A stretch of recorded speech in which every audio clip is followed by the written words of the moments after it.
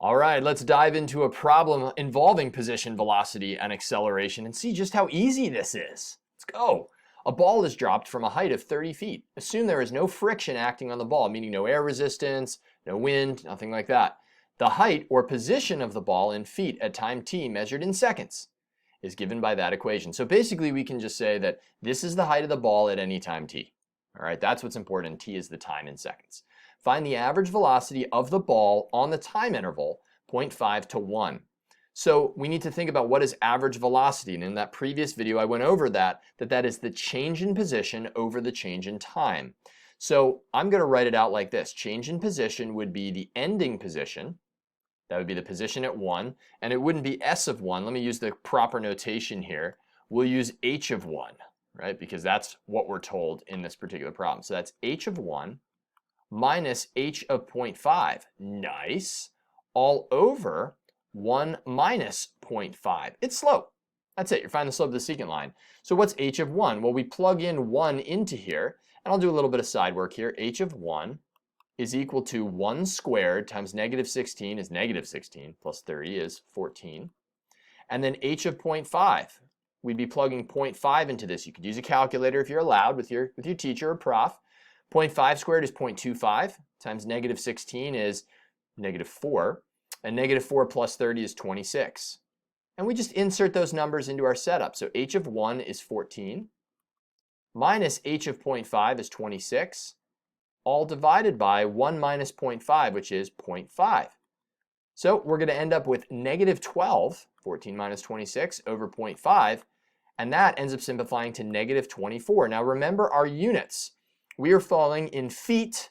The top is a change in feet. What is the denominator? Well, it's in seconds. This is a change in seconds, so it would be in feet per second. And there is your first introduction to the units. There you go, just break it down piece by piece, feet per second. And that's the average velocity over that entire time span, not how fast are we going in an instant, but over that entire time span. And it makes sense that it's negative because the ball is falling, it's going down. Find the instantaneous velocity of the ball at t equals 1 second. Okay, so you want the instantaneous velocity. That means how fast you're going at an instant. We need the slope of the tangent line. So we need to find h prime of t because we want to know the derivative essentially at t equals 1. So h prime of t is equal to the derivative of this. Well, 2 times negative 16 is negative 32 t because we did the 2 minus 1. The derivative of 30 is 0. Now, we've got our velocity function at any time t. So this will give us how fast we're going at an instant. We want to know it at t equals 1. So I plug 1 in. That's h prime of 1, which is equal to negative 32 times 1. What's negative 32 times 1, you ask? I hope it's not too hard. It's negative 32 feet per second. And again, why is it feet per second? What you're doing is you're still finding the rise over the run. The rise is in feet. The run is in seconds. It's the x direction, so feet per second. And so that's our answer right there. And that's at the instant we have 1 second, which makes sense. The farther you fall and the more time a ball falls, the faster it's going to be going because gravity's pulling it down. So negative 24 is the average velocity over a lesser time to 1. By the time we get to 1, the actual instantaneous velocity will be quicker than that negative 24. A little bit of extra philosophy there. And the last bit here, not so bad, right? Not so bad. Find the acceleration of the ball at t equals 1. So this is how fast is the velocity changing at t equals 1. Well, okay, let's think about this. We already have that h of t is negative 16t squared plus 30. H prime of t you already found. That's negative 32t. Now, the acceleration is the derivative of velocity. It's one more slope. It's the slope of velocity. So I'd have to find the derivative of the velocity, which is h double prime of t. To do that, we just find the derivative of this. And the derivative of negative 32t is negative 32.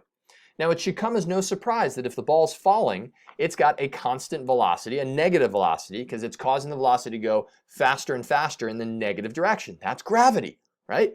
Pulling the ball down. Pretty cool. So if we want to know the acceleration at t equals 1, we plug in 1, so it'd be h double prime of 1. Plug 1 into the acceleration function. And that gives you still negative 32. There's nowhere to plug it in, but it's always negative 32. What are our units? Well, let's think about this. We're taking feet per second That's our new rise. That's the y value that we're then taking the derivative of. So it's feet per second, right? That would be the rise, feet per second. You might look at that and you're like, what the heck is that? All right, you're going to write it from now on as feet per second squared. That's it. That's all there is to it. It's not so bad. So a little addendum to this, little conceptual I wanted to put onto it. Great job on that problem, by the way. It's a big deal. Let's take a look at the graph of h of t. So basically, we're looking at negative 16t squared plus 30. What would our drawing be that represents the answer to part A? Now, if you remember, part A was find the average velocity over 0.5 to 1. So let's draw that. Time t equals 0.5, well, each of these, I believe, are 1, 2, 3, 4, 5, 0.2. So 0.5 would be somewhere roughly right around here, right? So that's at a height of 26. And then we went to 1, which is here. We knew it was at a height of 14. So that right there, I'll just draw a rough sketch, is a secant line. That slope right there is what we found, right? So that's for part A. Part B, I'll draw in a different color. Part B is going to be the slope of the tangent line at t equals 1 because, again, in part B, what we were asked to find was find the instantaneous velocity, or the derivative at 1. Cool. So we go to 1, and we draw in a tangent line. Not the most perfect tangent line, but that's what is representative there. That's it. No problems. I'll see you in the next video for more position, acceleration, and velocity.